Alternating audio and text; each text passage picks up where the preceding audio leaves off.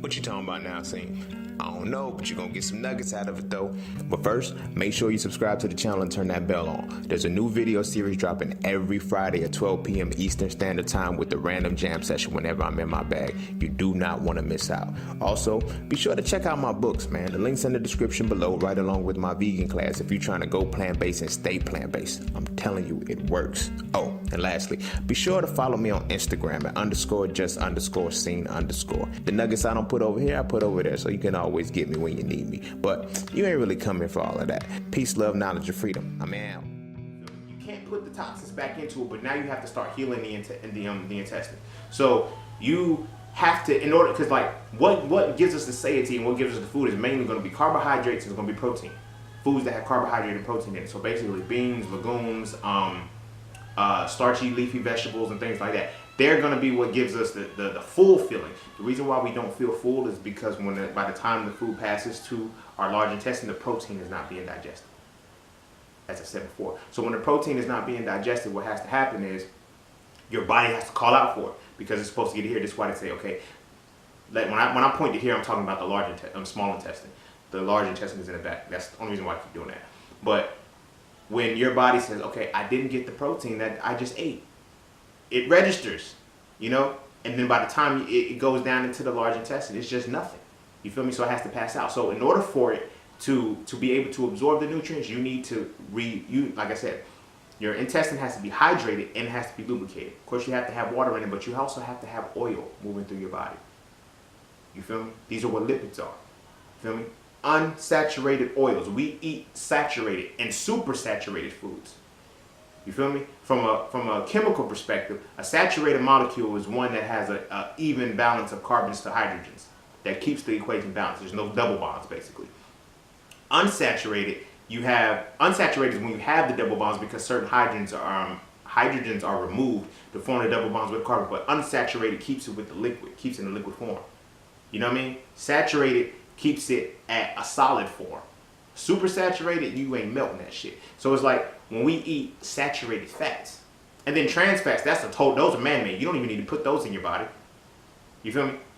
But anyway, that's not here and there. So when you start to put these in your body, you now need to lubricate that intestine. You need to use it with oils. So the oils that we put into our body, like the vegetable oils and different things like that, they have been cooked and transformed into a solid. You know, we cook it into our chicken. We cook it into all of this other stuff. You feel me?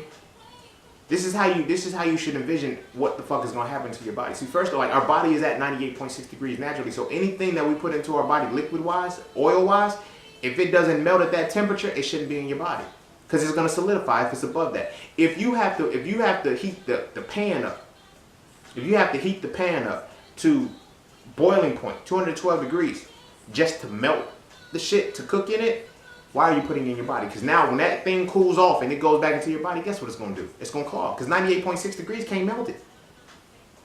It takes 212 degrees to melt it, but you're putting it in a 98.6 degree body. So that's how your arteries get clogged. You feel what I'm saying? That's how your arteries get clogged. So now, in addition to that, now you have to unclog your arteries and you have to restore. So this is restore your intestines. So this is why it's important that you have to use unsaturated oils. After your detox occurs, you have to use unsaturated oils to lubricate your body. The best ones that I prefer, grapeseed oil and all food grade. All food grade. Not that cosmetic shit that you wear on your skin. You need food grade that you know your body can actually digest. You feel me? So I recommend avocado oil, grapeseed oil, safflower oil. Coconut oil is good too because coconut oil will melt under your at 98.6 degrees. You can't leave coconut oil out above that. You know what I mean? So that's good. What I say, avocado, grapeseed, safflower, coconut. That's all I can think of off the top of the head. But those are oils that basically can remain room temperature. If you put it at room temperature, they can remain liquid. Coconut oil, of course, not. But at 98.6 degrees, coconut oil is completely gone. You feel me? It is a liquid. You feel me? So that's what you want to consider when you're putting these in your body. So after your detox and you have to now re-heal your intestine. Like, we don't do the healing part. And that's why we fail, because we don't do the healing part.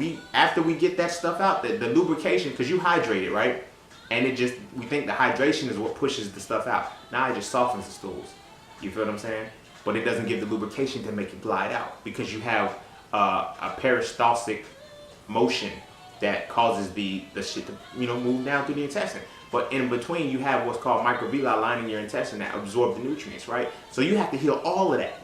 You have to restore all of that, give it back its lust and its life. And like I said, the reason why I said use like grapeseed oil, avocado, and things like that, because they have the glycerides that their body's going to need to repair itself.